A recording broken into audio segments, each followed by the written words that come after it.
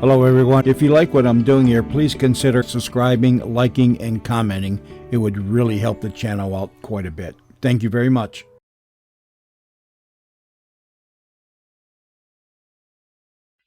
How long does the Clipper take to get to New York? Can't tell you that. About how long? Not less than 5 days. Might be longer. Are there any sleeping accommodations on board? Yes, sir. No sleeping? You mean to say we have to sit up all the way from England to New York? Afraid so. Well, where do we stop en route? I mean, besides Lisbon. Can't tell you that. Sorry. Are we likely to be held up on the way? Sorry, I can't tell you that either. Well, how about this? Will I be loaded off the Clipper in the middle of nowhere if somebody else comes along with a priority? I couldn't answer that, sir. There are no guarantees about anything. That's war travel, huh? Yes, sir. That's war travel.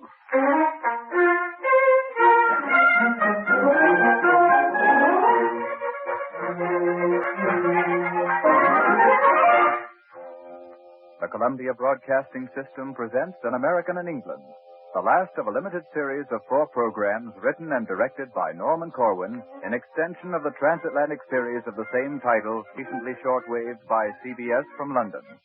Tonight, Clipper Home, with Joseph Julian narrator and music by Lynn Murray.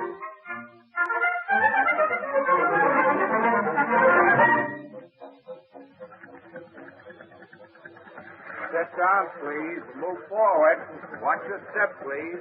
Watch your step. There was good reason for watching your step, because a slip would either break your neck or drop you into the Atlantic, or both. I stepped watchfully from the earth of the British Isles into the tender that was taking us to the Clipper. All right. Cast away. One of my fellow passengers pulled off his hat and made a circle with it over his head. Goodbye, Elsie. Goodbye. Take care of yourself. Bye, Elsie. He waved at Elsie, and Elsie waved at him. The shore fell back, and we swung around toward the Clipper. She loomed up big and gray, her wings spreading over half the ocean, her nose tilted up sassy and proud. The kind of pride that comes of being able to throw your weight around the sky. Big basket, isn't she? Yeah, big ship. There was American flag painted on her side. And in the thin light of late afternoon, with white clouds loafing along, and the west wind, and the bay shining, and the wooded hills darkening, and the water very much impressed and full of reflections, the Clipper looked very beautiful. Her name was NC 109652 or something like that. And I shall always love her. We boarded and took our seats and waited. It was the biggest plane I'd ever seen. It had a lounge and a long, ascending passageway with stairs to each section. I knew only one passenger aboard, Steve Laird, correspondent for Time. He had some dope on the itinerary, and he leaned over and whispered to me, Round 2. Let's see now. We'll get the hotel before it's late in the afternoon. Thanks. Steve said we'd reach Lisbon next morning and stay overnight at a hotel and probably leave the next afternoon. Fasten your belts, please. Belt fasten, please. Your belt in place? Yeah. Belt fasten. I had no Elsie to say goodbye to. Just a country. And a kindly people. And guns in the parks. And moonlight on the blacked-out Thames. And a lot of unimportant little guys, all friends and allies of ours, who one day will add up to something very big for you and me and the rest of the world. Those were my Elsies. And I could wave goodbye to them without wiggling a finger. The ship taxied out for its run, and when everything was in order, the motors roared, and we took off like an important event.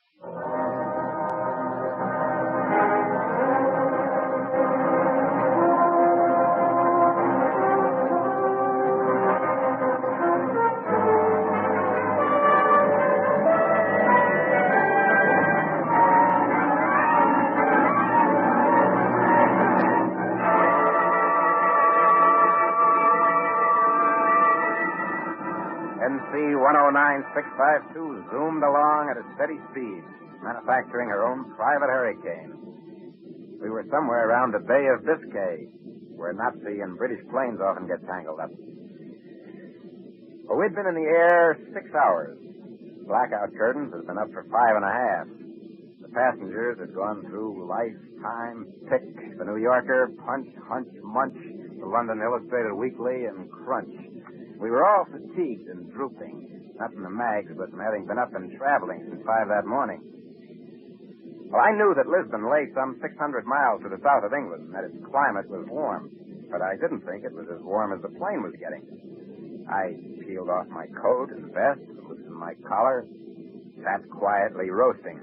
And when the steward came by, I opened one eye and said, "Hey." Yes, sir? Are we in the tropics already? In the tropics? Oh, we're still several hours out of Lisbon. Why? Sure gets hot in this part of the world, doesn't it? Oh, that. Something's going screwy with the heating system, that's all. Don't mind it. Matter of fact, it's freezing outside. That's a big help. But as I contemplated my headache and the stiff neck and sore back, it occurred to me that no man has a right to expect anything about this war to suit his comfort or convenience. The fight against barbarism isn't a vacation cruise. And many a better man than I has done his ocean traveling on a raft without magazines or a thermostat or a pulse or food or water. This war is the least deluxe of all wars. There are no feather beds on the destroyers, no steam heat in the trenches or mint juleps in the desert, no air conditioning in the jungles. What the fighting men of the United Nations are up against on 100 fronts in terms of sheer physical discomfort is enough to cast the deepest shame on any complaining civilian. Having put myself in my place, I felt better. And apparently I dozed off because the next thing I knew... 20 minutes to Lisbon. Be in Lisbon in 20 minutes. Take your overnight bags and passports with you. Don't forget your passports now. Lisbon, 20 minutes. The river Tagus was below us, faint in the pearly light of the Portuguese night. The clipper banked. Suddenly there were the lights of Lisbon, jeweled and twinkling. One of the passengers was all wrapped up in a window. Lights. Look at that. Good Christopher, what a stack of... Aren't they bright, though? Isn't that perfectly grand? Have you ever in your life seen a sight like that? Wait a minute now. It's not as wonderful as that, is it? Well, I don't know about you, but these are the first lights I've seen in more than 3 years. I've forgotten. Of course. Europe has been fighting fascism longer than we have. More than 2 years long. And just 100 miles east of those twinkling lights over the mountains, the people of Spain were fighting the fight 6 years ago. The Axis won that round. And that's one of the reasons there aren't so many street lamps burning in Europe tonight. We landed smoothly on the neutral Tagus.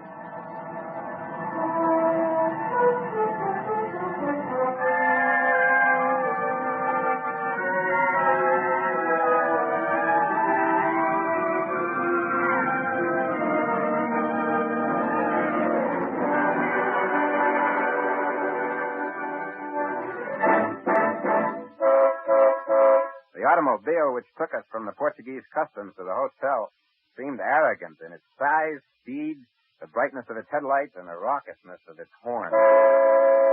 That was because we'd just come from England, where nights are quiet and dark, and headlamps show only a slit of light. Our driver tooted his horn like a man possessed. Had visions, apparently, because nobody was in the streets at that hour. Even though I'd experienced only 4 months of blackout, the unshielded window of my room at the hotel seemed like a shocking oversight. My first impulse was to snap off the light, pull down the shade. A couple of high-spirited Lisbonians started singing in the street below. And albeit the morning was mild and the air sweet, I shut the window. It didn't help very much. I slept anyway.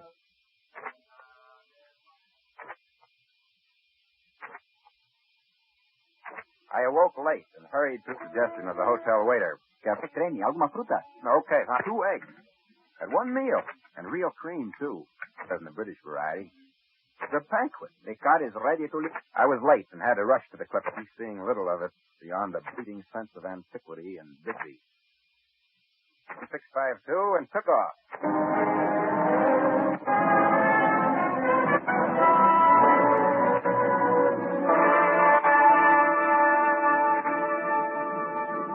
The coast of Portugal retreated quickly, and Lisbon, with all its refugees and spies and agents, nice Portuguese people, was lost in a mist behind a cake. The air started to get sloppy, and in no time we were in a rainstorm with visibility nil. But to make sure of the nil part of it, the blackout curtains went up anyway. From Portugal to West Africa involved about as much flying as from New York to Los Angeles. West Africa was where we were going, so we settled down for a long haul.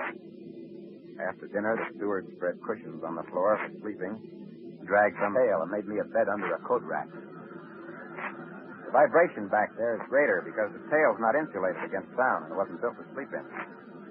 But you don't notice squeaks and rattles when you're flying through the African night with your head full of Canary Islands, Sahara Desert, and Gold Coast, and Senegal, and all the romantic names of your geography class.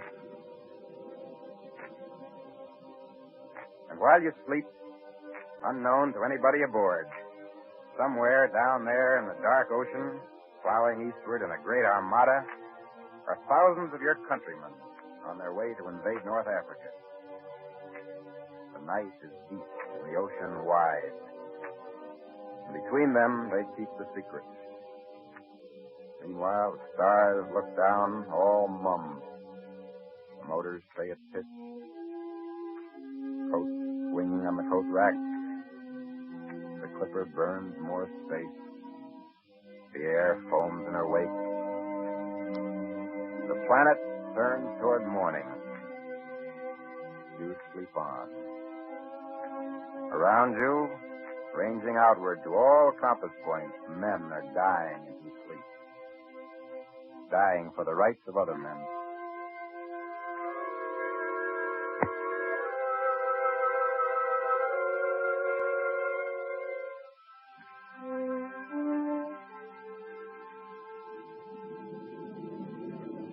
Morning over the coast of West Africa. The sun higher and brighter at 8 a.m. than it is over London at noon. Outside the windows, which 2 nights ago framed the northern village, and last night the cliffs of Portugal, lay now the westward fringes of a massive continent 5,000 miles across the middle.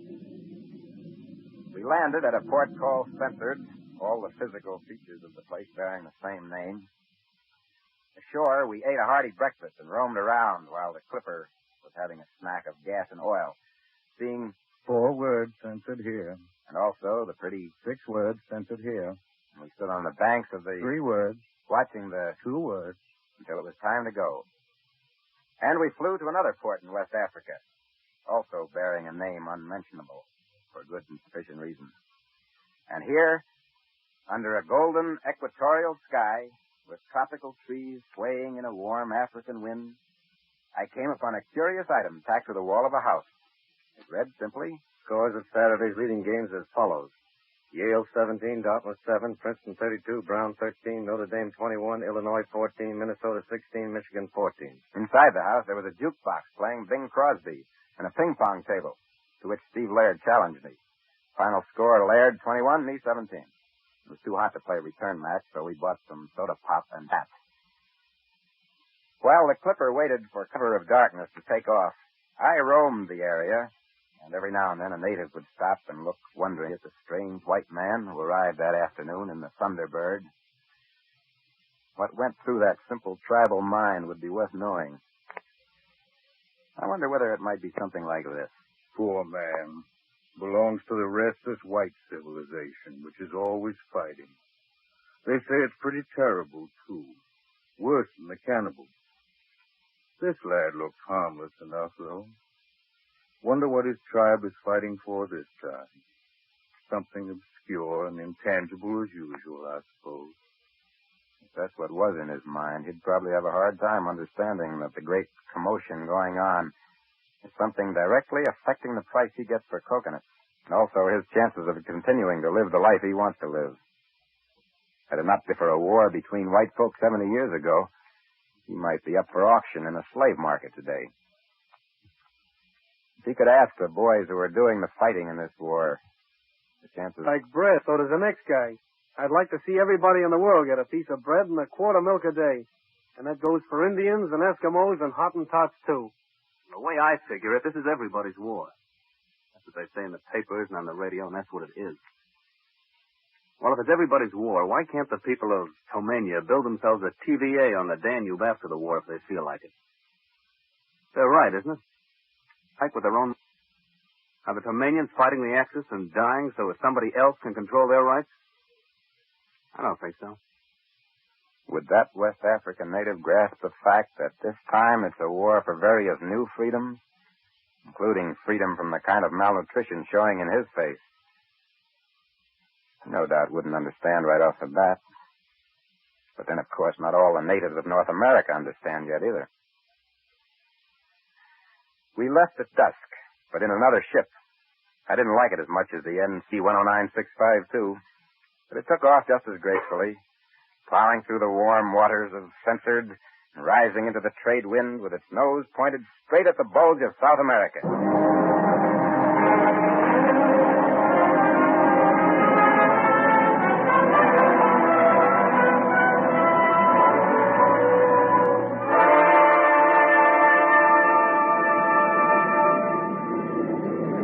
The passenger list had grown. It now included 2 Canadian officers home on leave from a station in Arabia. Listen, friend, you don't know what heat is until you spend a summer in the Gulf of Aden. Sizzles your eyebrows. And a man and wife from our own Midwest. In the midst of World War II, she was worrying about the evil of drink spreading throughout Christian civilization. And when we got there in the morning, they served us a cold drink. And there was rum in it. Rum. They shouldn't do things like that. And a British gentleman who was on his way to China through North America. Actually, Chinese is a simple language to learn. Has many grammar, in the sense we employ it. Very often you have to be circumlocucious to express an image. For example... And a diplomatic mail courier, American. How'd you like a game of Michigan rummy? And assorted Frenchmen, Poles, Britons, Czechs, and Americans. We crossed the equator southward in the middle of a night of strange time. And came down in the Western Hemisphere.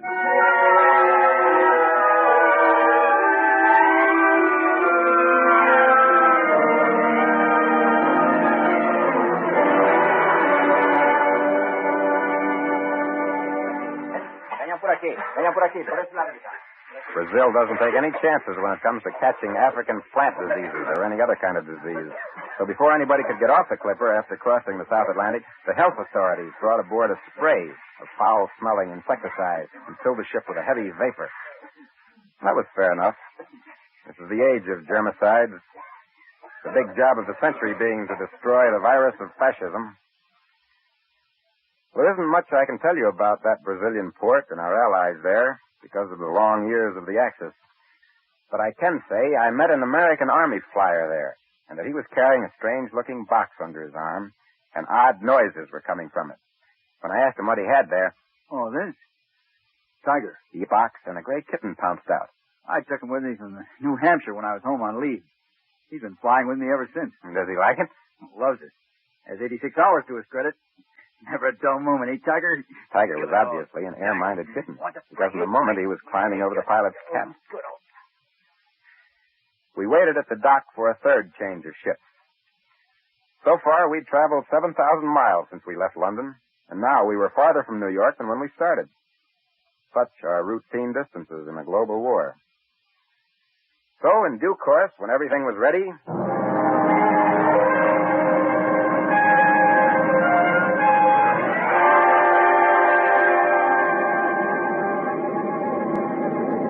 All night we flew, north by west, streaking along like an apprentice meteor. We crossed the mouths of the Amazon, recrossed the equator, flew over Devil's Island, up past the steaming Guianas, and then... 2 scenes censored here. And then, having made a censored stop between the South and North Americas, we set out over still another sea for the United States. By now, the passengers were real chummy. It was like a flying country club. I played cards all morning with the courier. Behind us, blackouts and 1 egg a month, and raiders coming in low over the coast. Below us, the unruffled blue waters of the Caribbean. Ahead, Miami. By sundown, we were home.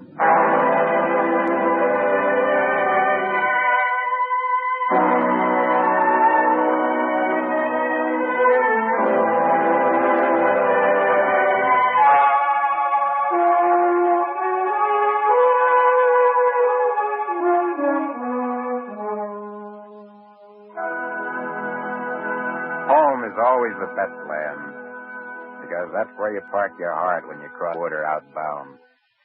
From the moment you leave, all the roads, rails, ship lanes, and skyways of the world point back to your own country. A number of times previously I'd come home to the States from a foreign place, and each return was happy, as a homecoming should. But somehow this time, when we tied up at Miami and I put my feet on Florida, there was a feeling I'd never known before.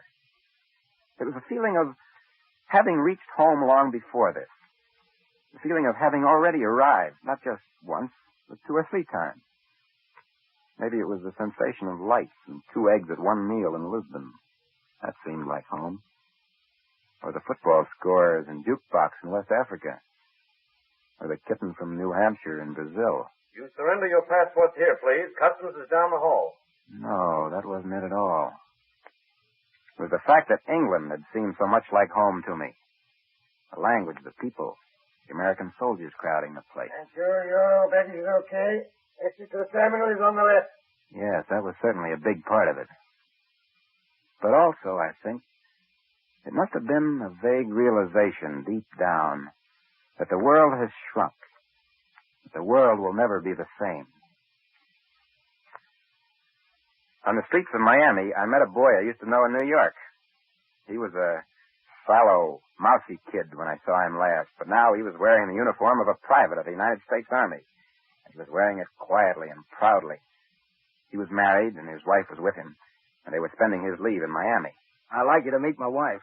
We got married just before I was inducted. How do you do? How do you do? His eyes were clear and confident. He stood straight without trying. He'd become a soldier since I saw him last. A man. Before very long, he'd be shooting at fascists somewhere in the world. I asked him the usual questions, how he liked being in the Army, what had happened to our mutual friends. Well, you know Perry Lafferty's in the Air Force. And, Charlie, well, he's up in Alaska, I think. Oh, say, you remember Alan's brother? Younger brother? Yeah, he's in India. Be darned. And, Jerry Rico's in the Navy. Last time I saw him, he'd just come back from Murmansk. Let's see what else. We went into a drugstore and bought some ice cream sodas, which I had missed keenly in England, and we talked some more. I asked why he felt he was in this war, and his answer was impressive. He never once mentioned freedom or democracy or Bill of Rights. Well, I'm fighting for home, I guess. I mean, I want to get there and get it over with and get home again and go back to work. Well, I don't mean exactly I'm fighting just for home. I mean, it wouldn't really be home, would it, if we lost? Wouldn't be the same thing anymore. There wouldn't be such a thing as home if we got licked, would there? Oh, that is the kind of home and home life we're accustomed to. You understand what I mean? His wife covered his hand with hers and smiled at him. I said I understood what he meant and offered to buy them another soda, but they had to leave. To inquire about trains to New York, and I found you couldn't get reservations as easily as when I left the States. I'd have to wait a couple of days. So I walked over to the airline's office. I could see the traffic in the streets was far below normal. A cop explained to me that gas rationing was getting stricter and the tire situation was very tough. Food, too. We were sending so much abroad. At the airline's office... Nothing today or tonight or tomorrow, but there's been a cancellation on the 9:30 plane Thursday morning, and I could put you down for that. She put me down for that. I went out and walked down to the ocean front. 4 nights ago, Bay of Biscay. Today, Biscayne Bay. I found that while I'd been away, America had gone abroad. There was a boy from almost every family, either in a foreign land or almost ready. Some folks were in every zone of time and every latitude from one pole to another. Our men and materials and energies were going out around the globe, over all the oceans, to all the continents. Yes, the world has shrunk, I told myself. America is not just 48 United States and her territories. America today is every country where free men are fighting, where people of goodwill hang out. I slept on that. Came Thursday morning and I took the plane. 9:30 express to Jacksonville, Savannah, Charleston, Washington, and New York. Passengers will please board at gate 4. All the way home, I thought about England and the clipper and the grace of the country unrolling beneath the plain. Over Georgia, I looked hard trying to locate the army camp where my brother Al was stationed, but we didn't fly close enough to it. Over Washington, I noticed the new war buildings were nearly finished. New York. Near bus into town, we'll find it outside gate 4 on the lower level. I was deep in a reverie, wondering whether, having now completed my journey, it would be possible to compress into one sentence the sum total of my observations. Whether I could state simply, in few words, what hopes I had for the future of our Earth. Something that would add together the great British people whom I'd been among, and the lights of Lisbon, and the curious natives of West Africa, and the Canadians on leave from Arabia, and the soldier in Miami, and the map of the world at the terminal in New York. I decided after a tussle that you couldn't say it in one sentence, so I gave up trying. But just as I was turning in that night, I came across some old miscellany in a closet. And among the items was a quote from Benjamin Franklin, all framed and pretty and full of dust.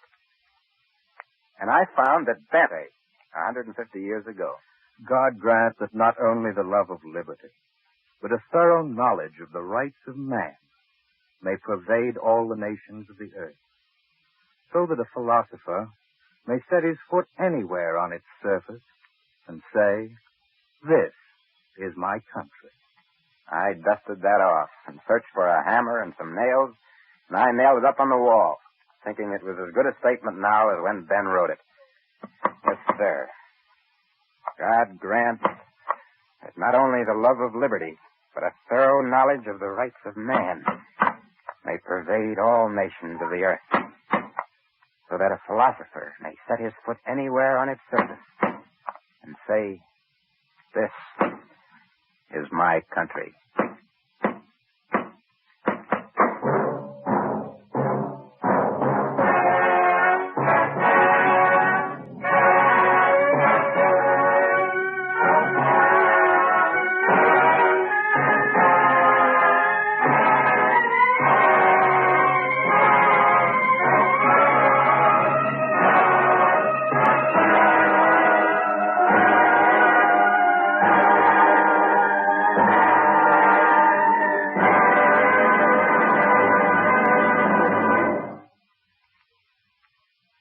You have been listening to the Columbia Broadcasting System's presentation of Clipper Home, written and directed by Norman Corwin, as the last of a limited series of 4 programs entitled An American in England.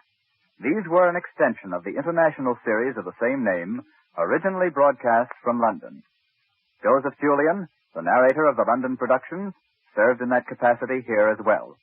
The musical score was composed, arranged, and conducted by Lynn Murray.